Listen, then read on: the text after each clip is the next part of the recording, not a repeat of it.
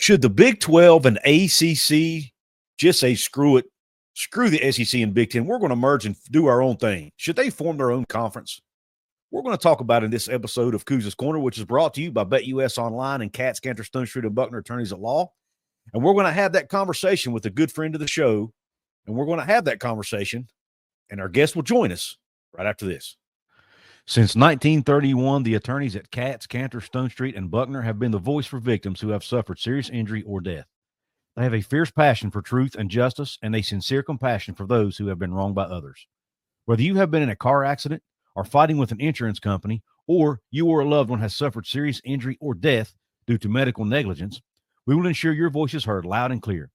Katz, Cantor, Stone Street, and Buckner will ensure there is justice for all West Virginians, because we are your lawyer, your voice. Visit us at yourlawyeryourvoice.com. What is up, and welcome into another episode of Couz's Corner. You have landed yourself at the home for top shelf college football news and analysis on West Virginia, the Big 12, and conference realignment. On tap today is conference realignment, and we're going to be joined by a very special guest and friend of the show. What's up, brother? Bam! And here I am back again. Here he is. Thank you for having me, sir. Absolutely. Thanks for coming on. And obviously, everybody go check out his show, Numbskull News. On YouTube, you can also find him on X at, guess what? Numbskull News. Keep it simple. That's right. Keep it simple for people like me. I love it. All right. Numbskull, man. I loved your show yesterday that came out. We're recording this on Monday, January 27th. Yesterday, you put out a show about, I think it was yesterday. Heck, it may have even been today. But nonetheless, you put a show out about the ACC and Big 12 and how they should just merge together, right? And you showed on the screen what an ACC merger would look like. And I liked the idea. Now, I had a few things I would like to tweak about it, but I do like the idea on the surface. So we're going to talk about, A, what it actually would look like, and then B, we're going to talk about would it actually work. So let's go ahead and talk about what a Big 12 ACC merger would look like. As you can see, we have on the screen, I'm going to let Numbskull run with it here, but this is something he created as far as what the merger would look like. So go ahead, Numbskull, and explain what you got here. Well, I basically wanted a round number of 32. Let's start there. You know, I added in UConn over here, but that gives you 8 pods of 4 each, 32. So, and everything just kind of fit together very well. So when I was writing all the teams down, looking up a map of the U.S., making sure I'm not being an idiot. And, yeah, everything just, you know, as far as the West, the Mountain Pod, Mid Pod, Texas Pod, Northeast Pod, Appalachia Pod, there you go, Couz. There you go. Carolina Pod and Southern Pod. And everything just kind of fit really, really well together. Right. And I was like, man, this merger thing could be so easy. Mm-hmm. From a scheduling standpoint, football standpoint, and in a basketball, I had someone want me to clarify on X, how basketball would work. Really, you could just do a 4 pods of 8 teams each for basketball, because whatever you need to do it can eliminate some travel. Plus, you're actually creating rivalries doing this. It works in the NFL. All the divisions, 4 teams each, and they all hate each other. And it's one of the things that's helped over the decades the NFL to grow. So, I don't know. I just think it looks cool. Right. And I'd be in that Texas pod. We don't like SMU. We don't like Baylor. We sure as hell don't like the city of Houston. So it works out great. Yeah. What can you explain your reasoning behind the UConn edition, first of all, and then behind that, tell me why there are a couple ACC teams missing from the chart or from the graphic. Well, I added UConn. Well, first of all, I did not add Florida State and Clemson. There's a lot of people that feel that, the Big Ten and the SEC just aren't interested. I don't know. They're trying like hell to get out of the ACC for a reason. They're spending millions, probably tens of millions, on lawsuits to get out of the ACC. That's a little weird if you don't have any place to go and you haven't talked to anybody. So I'm assuming they have some things lined up. So I'm just going to say Florida State and Clemson. are not going to be future Big 12 ads, or if there's a merger, they wouldn't be a part of it. As a matter of fact, that's the reason why there would be a merger in the first place, Right. is because they're leaving. Gotcha. So that leaves you with when you combine everything, of course, you can't add Notre Dame. It's only a 5-game schedule they play. Mm-hmm. So you're left with 31. I wanted to make it even for the pod thing because Right. I've always been a pod fan. Right. I think it's a great way to go. So, and UConn, I pick UConn, over Memphis or Tulane or any other these other schools, mainly because they have blue blood status in men's and women's basketball. And when you're talking about breaking away or splitting off, I should say, the basketball rights from the football rights, mm-hmm. that becomes incredibly valuable in order to do that. Yep. So UConn adds something and has something that this big mega conference can use that simply Tulane, Memphis, San Diego State, hell, Oregon State and Washington State don't have. They have it. Right. And that's the simple reason why. Right. Makes sense. I actually like it. Now, I'm going to this is just, I love it. And I would love for West Virginia to be in a pod. As a West Virginia fan, that's where my focus goes. But I would love for West Virginia to be in a pod with those three schools: Cincinnati, Virginia, Virginia Tech.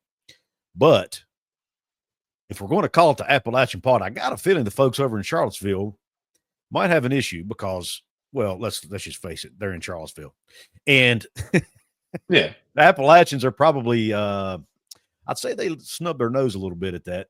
So if I was going to do that, I would keep the name Appalachian Pod. I would switch out Louisville and Virginia. Okay. What would you think about that? Switch out Louisville and Virginia. Well, you could, but then Virginia has to come down and play in the Southern pod. Yeah. That's correct. I mean, geographically, the Appalachian pod makes it much more a better home for them. And you keep Virginia and Virginia Tech in the same pod. But you can always, but you do have, as far as scheduling goes, that actually is a good segue into my next question. Obviously that you play all the other three teams in your pod every year. How else would the scheduling line up on something like this? Well, it's something I'm going to get into in my next video, but okay. I don't mind sharing it at all. But part of this, just because you have the Big Ten and the SEC, because they're going to do a scheduling alliance together. Yeah. They're going to be playing non-conference games against each other. Right. So I think what you need to do is have an alliance with the Pac-12 and the American for your non-conference. That way you're not playing FCS schools. It strengthens up your non-conference a little bit because you can't play ACC schools or Big 12 schools as non-con because you're merged. And Big Ten and SEC, they're going to do their own thing. So let them. And the reason I don't say Mountain West or I don't say MAC or any of that is because this new Pac-12, when it solidifies, and the American, those are going to be your two top dogs as far as the G6 or whatever you want to call it. So you're going to get your best ratings, and it's going to matter more with the CFP committee having that with them. So it helps both of us out. It helps them with their non-conference, of course it will, and it helps us. So it's a win-win. And then you'll have your 3 pod games you'll have every year. Mm-hmm. And that, of course, will leave you, because now I believe the ACC plays 8 conference games. So part of that, they'll have to start playing 9. And so everyone will have 6 conference games outside of that. And it's like right now in the Big 12, I mean, there's not a whole lot of rhyme or reason to the scheduling. It's not geographic this first year of the new Big 12. Right. It was just kind of all over the place. So they'll kind of you just do it, schedule it the best you can for your media partners. And then, of course, you'll have protected rivalries. Like I have Pitt and West Virginia outside. They're not in the same pod, but they can still play every year. I'm not sure if I have any other – I don't think there's any other dramatic rivalries like that aren't in the same pod in this. But that's probably the most dramatic. But you can have a protected rivalry and not be in the same pod. Right. So, yeah. Right. So at that point, you've mitigated travel quite a bit. Because, of course, your more Eastern teams, the non-conference the American will cover that. And your Western teams, the Pac-12 will cover that as far as your non-conference. Okay. So all of your travel is pretty well mitigated. So now you got six other teams, six other games. 3 of those probably around 3 or 4 will be the road games. So you may have to have a 1 or 2 long distance games a year, and I think any team can handle that. Yeah. Like the most dramatic out of that would be like Cal going to play UCF. Right. Yeah.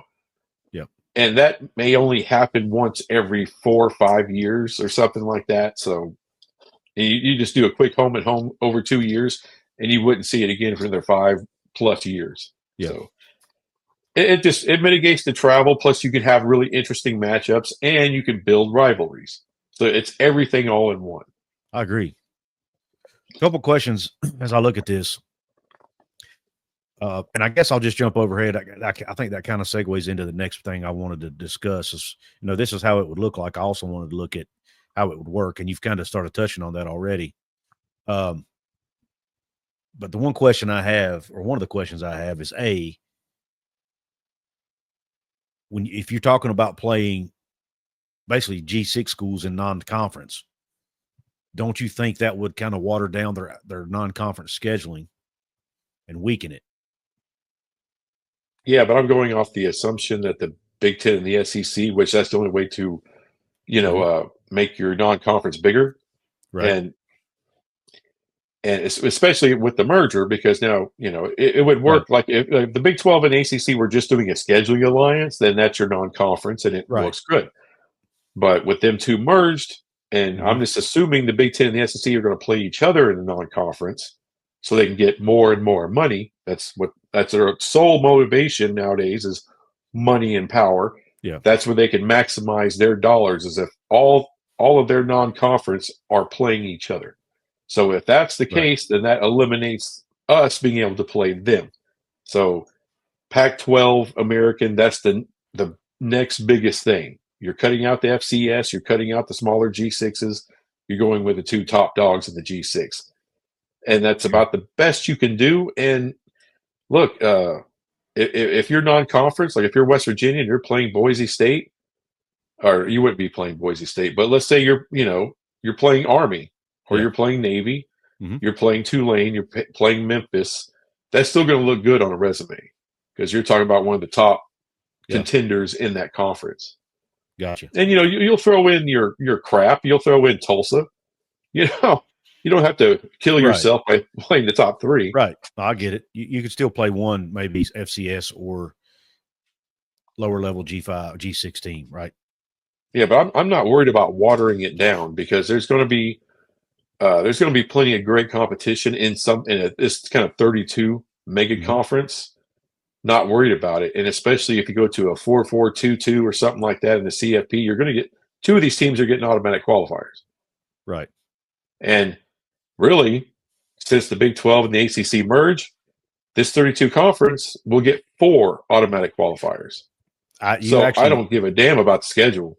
That's a perfect segue because that was my biggest question when I saw this yesterday. I'm thinking, because my biggest argument against this, because on the surface, I love this idea, and I've actually said that they need to discuss this and it be an option. But then my thinking went to, okay, but if that happens, and you're only getting 2 teams it's going to be harder to get in the playoff now if you've got to compete with 31 other teams instead of 15 other teams, right? But if they get more bids, then that solves the problem. So I actually could. Well, it's not an if thing. It's not an if thing because the big 2 wanker conferences, what they're already going to decide this before any kind of merger happens. Right. So they're thinking, okay, you 2 piddly farts get 2 automatic qualifiers each. Well, I'm good with the Big 12 right now getting 2. I don't care if they get 4 as long as we get 2. Right? Utah, get me 2. Yep. But then after that, once it merges, well, then we both have 2 automatic qualifiers. That's 4. That's the same amount of teams that they got. And they can go screw themselves. We have the same representation now. Yep. Okay. I like that. And if the ACC, if the SEC and Big Ten get their way, which we know they will, because they're going to swing their big dinglings around, and they go 2-2, the Big 12 ACC says, okay, we're just going to merge, and we're going to keep our 4 automatic bids. And I don't see how the SEC and Big Ten could argue with that. Nope, they set the rules, and we're just following the rules. Now we get 4, and they can shut the hell up. And now we're twice the size of a conference they are. No blue bloods. You know, in this situation, Miami's kind of a minor blue blood as far as brand value goes. They I think you got to give them that. There's blue bloods in basketball, but not in football.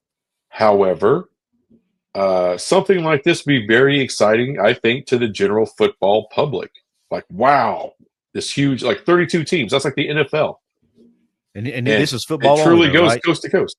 This is football only, right? This is football only, or is this in all sports? This is Well, this will be in all sports. Okay. But, I mean, just for the purposes of simplicity, I was talking about football. No, I get it. But to me, that makes it even more appealing because the travel constraints, football, you know, you're only playing 1 game a week, so the travel constraints aren't that big a deal. But when you're talking about, I mean, we've heard Mick Cronin crying about this on the basketball side now for a couple of weeks about travel. And I mean, I shouldn't say whining because he has a legit complaint. I just think he's kind of a peckerhead as to the way he goes about it. Going after the guy for asking a legit question, in my opinion. But anyway, it is a concern for the Olympic sports and the non-revenue sports to have to do all this travel. And I mean, West Virginia's been doing it, right? They don't have to go coast to coast. It wasn't quite that severe, but they've still been traveling, you know, 1,000 miles plus for almost all away games for the last decade plus. And Bob Huggins has, you know, he used to bring it up quite a bit about how it was a, you know, disadvantage because he's like, look, we have to make this trip. At that time, it was 9 times a year. They only have to come here 1 time a year. So he kind of had the same argument Mick Cronin did to a degree, except he didn't have, you know, he couldn't lean on good weather and other things as an advantage for the other teams. Right. But my point to that being, if this is all sports, I like it even better. But let me ask you this. What if Notre Dame decides they want to also swing their power around and they say, you know, they want to keep their game with Stanford. They want to keep their game with, you know, maybe Pitt, somebody else, Georgia Tech, some of the other schools they like to play in this conference. Would you continue to do that? Or because to me, if you do that, then those 2 schools or those schools that are playing Notre Dame automatically are getting an unfair strength of schedule advantage. Is that something you'd be okay with, or what would be your thoughts on how you add Notre Dame into the mix here? Well, that's fine with me. Stanford ain't doing shit anyway. So you want to have the strength of scale. Okay. You get beat down by 20 by Notre Dame every year. If you want that's fine. See, because Notre Dame, you know, I'm assuming they want to stay independent. The best way to stay independent, of course, they have a lot of friends in the ACC. Keep that deal going, playing 5 games in this. You might mix in a couple of the Big 12 or 1 or 2 of the Big 12 games in that 5-game mix that, you know, you may see a West Virginia versus Notre Dame once in a while. You may see a Colorado versus Notre Dame once in a while. Yeah. But yeah, you know, if they want to play Stanford every year, you consider it a protected rivalry. That's fine. If they want to play Georgia Tech every year, that's fine.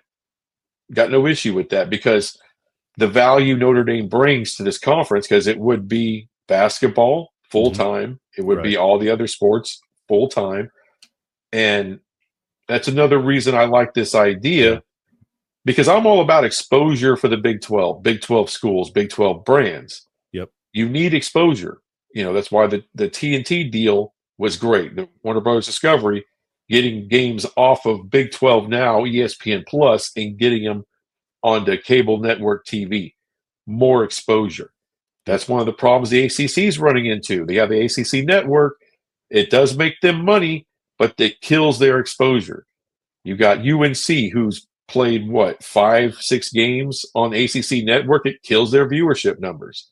Why? Because nobody outside of a small section of the country is watching UNC football most of the time, or has an option to watch it. Yep.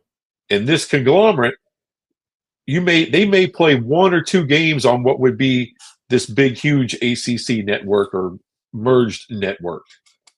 And they would have, you would find them on Fox all of a sudden, on FS1, on TBS or TNT.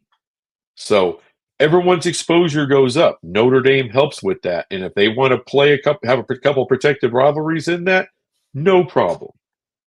If you're looking for a new place to do your online gambling, whether it be dealer games, whether it be online slots, look no further than our friends over at BetUS. Right now at betus.com/casino, you get a 200% sign-up bonus on your very first deposit. If you're looking for a new sports gambling site, check them out today. Be sure to play responsibly if you do play, and remember, you must be 18 years of age or older. And if you or someone you know has a gambling problem, please call 1-800-GAMBLER for help. Now, let's get back to the show. Now, one more thing I want to touch on is what happens if, and I don't know if you've thought this or not, I'm sure you probably have, what happens if UNC ends up leaving and going to, say, the Big Ten or the SEC? Or and they take this is also and they take Miami with them. Or Virginia, whoever. Let's just say UNC and Virginia leave and go to the Big Ten. Would you replace them, or do you leave it at 30? Well, at 30 you couldn't get an even number of, you couldn't get 14 pods. So who would you replace them with?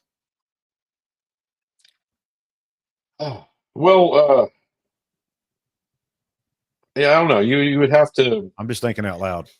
Yeah, you may have to change some things at that point. That's if I believe that UNC or Miami have those options, which I do not.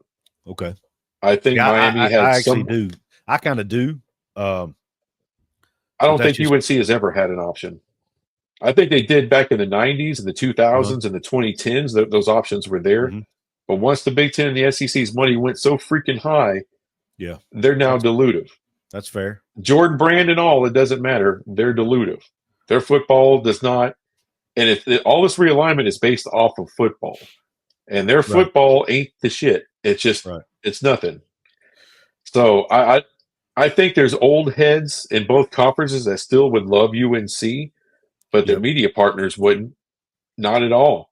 And I think with revenue sharing, they can't afford dilutive stuff because not everybody's Ohio State, not everybody's Alabama. Not everybody has the deep pockets outside of the media rights because there's more than just media rights. The Dallas Cowboys make an incredible amount of money off their media rights. They make a hell of a lot more outside of their media rights. More than most, actually more than all the other NFL franchises. Yeah. They're the richest, period, end of story. Yeah. And they're not going to let anything affect their money. And Ohio State's not going to let anything affect their money. Alabama and Texas and Oklahoma damn sure aren't going to let UNC come into the fold and dilute their money. They didn't come to the SEC. They didn't, attempt to destroy a conference to go to the SEC for that. Mm-hmm.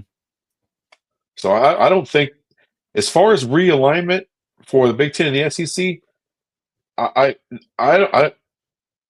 there's not going to be a lot. And I think more and more that I see it, more and more I hear about things. And when you look at the House case, when you look at all that, it kind of kills. The moves have already kind of been made. Outside of Notre Dame going to the Big Ten, I don't think the Big Ten expands unless it's with Notre Dame. If Notre Dame stays independent, they don't expand at all. So I just don't think they have. There's nobody out there with the value that Notre Dame can give. But you think Clemson and Florida State do land in the SEC? That's a possibility. I really do. Just because when I see FSU, and if you look at the viewership numbers of FSU, they're right there with Texas. Mm-hmm. Not as good. I don't think they're the same brand value as Texas, but they're not that far off. Mm-hmm. If you look at Clemson, it's the same thing with Oklahoma. They're not that far off from Oklahoma.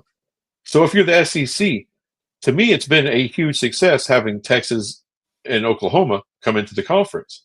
It's been a total win for the SEC. Yep. Why not have another win just like that? Maybe it's just a step down, just a little bit, but that's what FSU and Clemson can provide them. And after that, why add anything else? There's nothing else that has the same value. And I'm not shitting on UNC. I'm not trying to take a dump on Miami or anyone else. I just don't see any more value that like that for the SEC. Well, and I think most of the data points bear that out. I mean, this year FSU's TV numbers went down this year because of their performance, but I mean, when you look overall, it was still good. But you look through history, they've been consistently the top one or two in the ACC as far as TV viewership for years, probably pretty much since they've been in it. Yeah. And Miami's weird because when they're really good, their numbers go through the roof. Yep. When they're really good because they have a huge brand. But there's a lot more bandwagon riders as far as Miami goes. So when they suck, if they had a year like FSU, they wouldn't have drew 1 million a week. There's no way. They crash. Yeah. So it's like if you play fantasy football, like a wide receiver, a boom or bust wide receiver. Yeah. He's either going to go off for 30 points or he's going to get you 2 points. That's Miami. Yep. So it's one catch for 20 yards. Yep. Just to go over real quick, I'm going to jump into how this gets paid for next, but because I know we got a lot of to talk about there. But real quick, for those of who may not be able to see this, if it's too small, the West pod would be Arizona State, Arizona, Stanford, and Cal. Mountain pod would be Utah, BYU, Colorado, Texas Tech. Mid pod, if you got a middle of the conference, not because they're mid teams, right? Yeah. Thanks for clarifying that. I was going to try to explain it, but you did it better. Kansas, Kansas State, Oklahoma State, Iowa State. Makes sense. Texas pod, TCU, SMU, Baylor, Houston. Yeah. Northeast pod, Boston College, Syracuse, Pitt, UConn. Appalachian pod, West Virginia, Virginia Tech, Cincinnati, and UVA. The Carolina pod, UNC, Duke, Wake Forest, NC State. And the Southern pod, Miami, Georgia Tech, UCF, and Louisville. Now, let's talk about how this gets paid for. Do you think a TV network would, or how would this be attractive to the TV networks outside the obvious, a lot of inventory? And B, where does private equity come into play here in your mind, if at all? I actually don't think ESPN or Fox would like this much. Okay. And I don't think it's their choice, and they can go screw themselves. Why do you think they would not like what it is?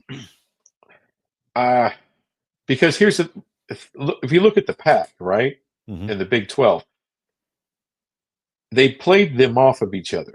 So if the Pac wasn't going to do business, they knew the Big 12 was desperate and would do business. Right. So we signed up, but actually that $31.7 million that the Big 12 agreed upon per school, that's undervalued.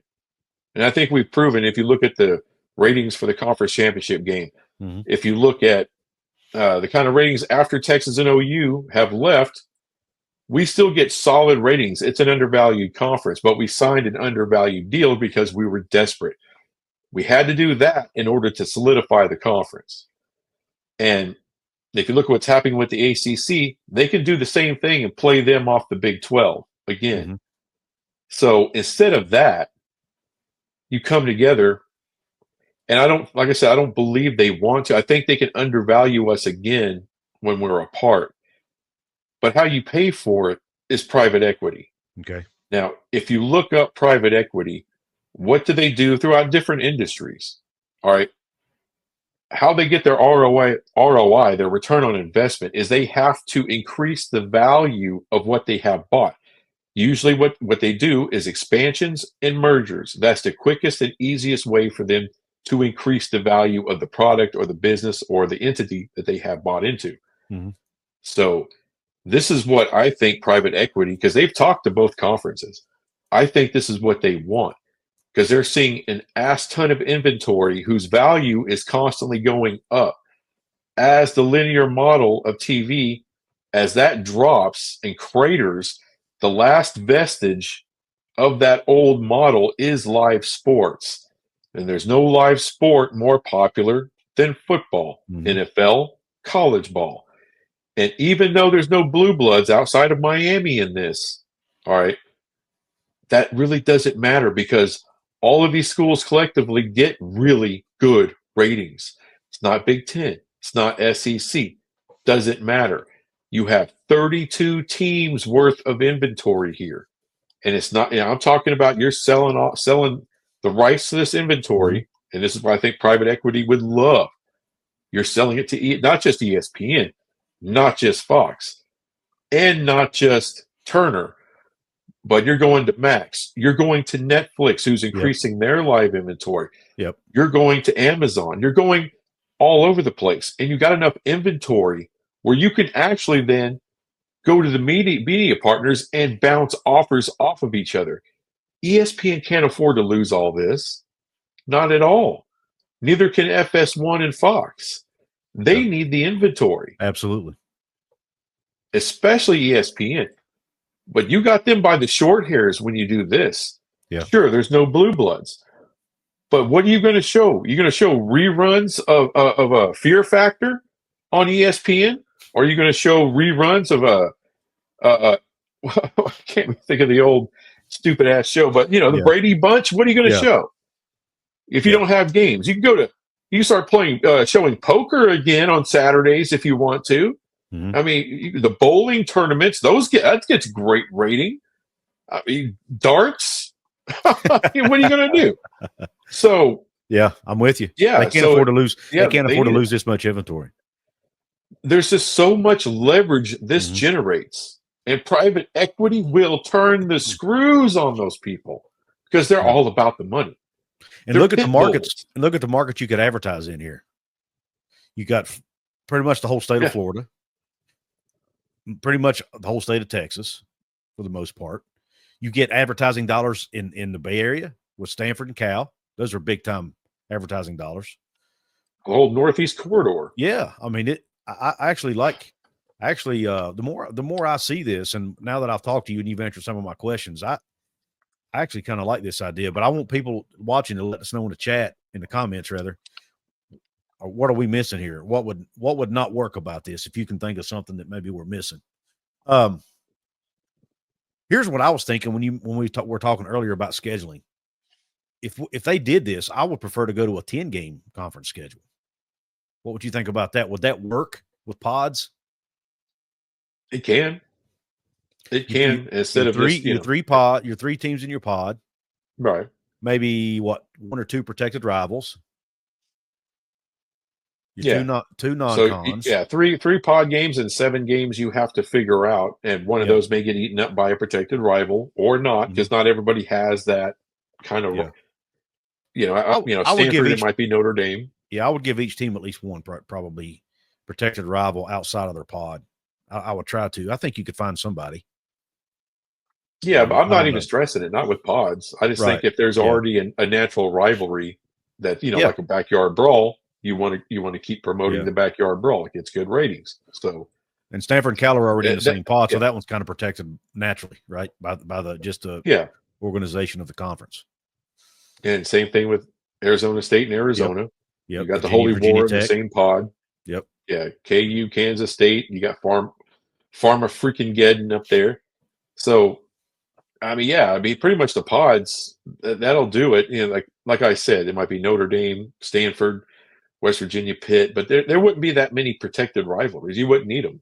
You don't have to try to generate beyond your rivalries beyond the pod. And after that, the schedule makers can now put things together that work best for the media partners. But I think this would also be attractive to TV networks because of those rivalries. I mean, look at all the rivalry games you got here. And we've heard ESPN's head guy talk about that. We love rivalry games. We like big games. That's why the Big Ten and SEC are doing what they're doing. They want more big games because that's what the networks are willing to pay for. So if you've got, West Virginia, Pitt, Virginia Tech, Virginia, West Virginia, Virginia Tech, Louisville, Cincinnati, like you mentioned, the Holy War, you've got, I was trying to think of one that's not in conference now, but if you got Duke, UNC, obviously, there's just so many. You could do UCF, Houston. There's so many options here with this league that Louisville, West Virginia is a decent rival. I mean, you've got a lot of options here to play some really high quality rivalry games within your conference, either whether in your pod or out of your pod. And I think that would be attractive to networks as well. And if you've got somebody like Netflix who's dying to get in on something like this, potentially, they might be willing to pay a pretty good chunk of money for it. Do you think this if something like this were to happen, theoretically, do you think it would be sooner than 2031, or do you think they'd have to wait till the new TV deals are up? I think it would be sooner than 2031 because that's kind of my genesis of it, is that because Florida State and Clemson is going to happen well before 2031. Right. They're going to get out some kind of way, whether they buy out, win a court case, whatever it is, they're going to get out. And so a merger would happen because the ACC needs it to happen. And then private equity, and this is what I'm, there's a lot of different, I don't know who would come up with it or who would suggest it. I think private equity would like it. I think they would bring it up and give things, as far as the Big 12 and the ACC, what to really look at. And there's some holdouts in the Big 12 as far as just private equity anyway. Right.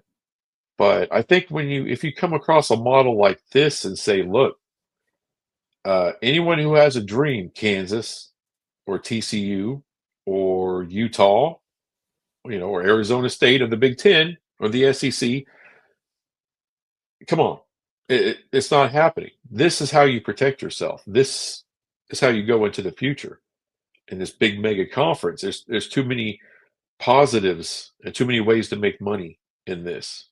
It just, to me, it's the perfect way out as far as getting to the future, and making sure your future stability is not on the line, but you're protected. Yeah, and it too, if the ACC does implode, and you get enough, if you get enough ACC teams who are willing to do this, and you get 10 of them to vote to dissolve the league, they could just basically join the Big 12. You could change the name if you want to. That's who cares. But my point being, that's how you get out of having. They wouldn't, if they do it that way, they wouldn't have to worry about paying the losing all that money as far as buyouts and I'm sure there'd be some lawsuits maybe, and they might have to settle. But I mean, ACC would no longer exist, so who's there to settle with at that point, right? So it's just. I think they could work, is what I'm getting at. They could dissolve the ACC, merge with the Big 12, not have to worry about the grant of rights at that point would basically be null and void, right? Yeah. There's nobody to pay a buyout to because you just dissolved the conference. Again, unless somebody wants to has file a lawsuit. place to go. Yeah, everybody but Jim Phillips and the staff, basically. They would be without a job, I guess, but or whatever. But he can be a consultant. He can be a consultant. Yeah. Because I'm assuming you'd want Brett Yormark to be the commissioner of this league, right? Not Jim Phillips. He's the guy with the plans and the vision. Yeah. Yep. So anyway, you can't argue with the results so far. Well, Numbskull, I got to be honest, you've convinced me, brother. I like it. When you mentioned the four bids to the playoffs, just combining them into four, which is really common sense anyway. I just hadn't thought about it because I don't have a lot of common sense. But, I mean, to me, it makes sense. I don't know why. I mean, I understand why ACC teams might not want to do it because people don't like change. A lot of the ACC schools don't want to be they don't want to lower themselves to be part of in a league with these non-academic Big 12 teams, right? I mean, let's face it, that's a realistic thing, whether people want to believe it or not. It's one of the main reasons. Pod right here on board, this Carolina pod. Yeah, that's what I'm saying. If you put them in the same pod together, it might alleviate some of that concern. But I'm saying, as far as being gun ho and talking to people and getting them on board, with merger, it's about UNC. Yep. There's a lot of people like Virginia. They'll talk to them. They'll listen to them. Yep.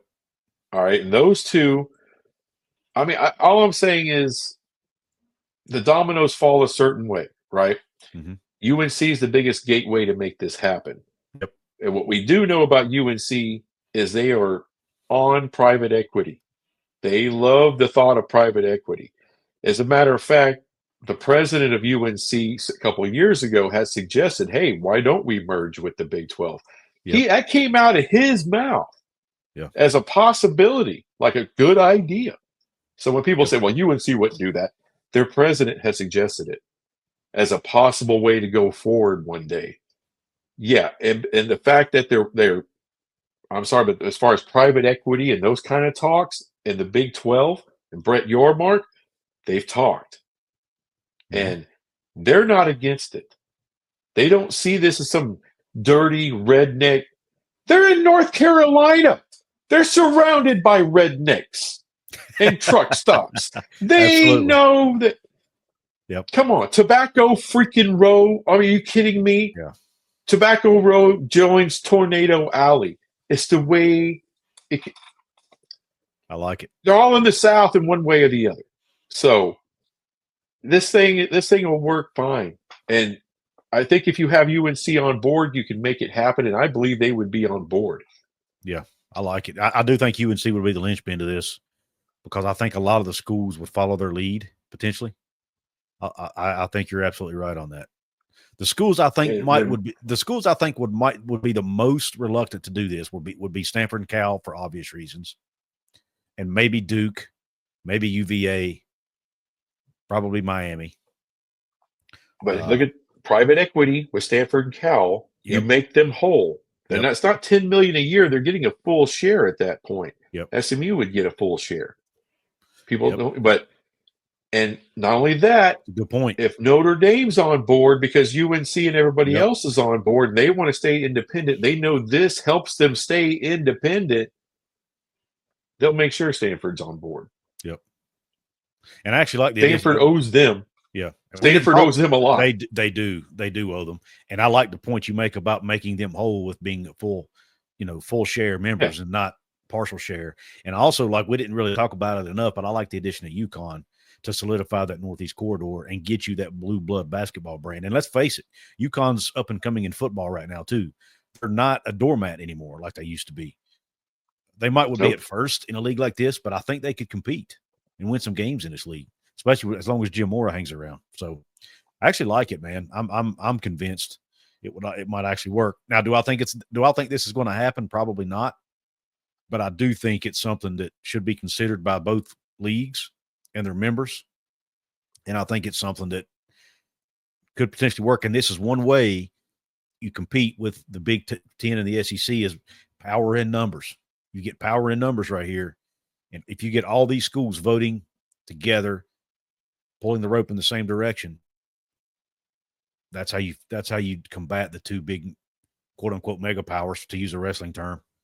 The Big Ten and the SEC. I like it.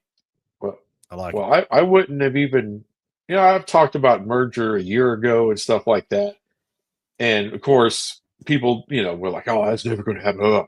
And, I left it alone. I'm like, you're probably right. It's not, the Big 12 will probably just do the same thing they did with the Pac-12 and just pick them apart as they come available. Right. But when all this private equity talk, and private equity is going to happen, it's going to happen in the Big 12. Sooner or later, the ACC is going to try to do it when they can, when all the lawsuits settle. But what is that? But it's still a problem with what does that conference look like when their two biggest guns, their two biggest draws are out of there. Can you survive? And then when you come up in your next media deal, now you're going against the Big 12, who solidified with their media partners. They got 3 media partners, big ones. You only have 1. Are you really that valuable at that point? So it's kind of in everybody's best interest. And like I said, I wouldn't have made this video until I really started looking into private equity. I'm like, if I'm private equity and I'm trying to increase the value of getting involved here, I want these two to merge. I want to negotiate a media contract with 32 teams. That's an ass ton of content, and it's worth a ton. People, especially Big Ten and SEC people, they don't understand the value that the media contracts, the content is king. Yep. And when you got more, if you don't have the brands, then you got to have the content. So they got a ton of content they control. You could command a ton of money from that. I'm not saying you're going to get $80 million a team, but it's a hell of a lot more than the Big 12 is getting right now. You could get for that, especially splitting off basketball, which would be so easy with those brands merged together. UConn with UConn, UNC, Duke, right? Those 3 teams alone would add a ton of value in basketball, right? Yeah, imagine a conference tournament. Oh man, unbelievable! You'd have to have it would be You would get NCAA numbers damn near. Yeah. I mean, it'd be right underneath it. I mean, how many NCAA teams do you have? Like, tournament teams do you have out of that? Man. Look at all the national championships that have been won in that league right there. Between UConn, UNC, Duke, UC, about said UCLA, UVA. Well, UVA's got one recently. Baylor's got one recently. Yeah. Kansas. Golly, man. Arizona. Iowa State's always right there. Yeah. Iowa State's always right there. Yeah. Man. It'd be an insane conference, man. Yeah. And you got Houston's playing well right now. They're really good. I like it, man. I don't hate it. I tell you that. I don't hate it. And as a West Virginia fan, we love being in the Big 12, but the one big issue we've always had is the geographical fit, and this alleviates that. Yeah, you could Uber from your house to a game, an away game. Absolutely. Yep.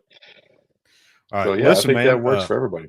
One more time, let everybody know where to find you and your work and where they can interact with you. Numbskull News, real simple. Numbskull News on YouTube and on Twitter. Don't bother Facebook or anything else. I'm not there. TikTok, I'm not Chinese. So just those two places. That's it. Real simple. There you go.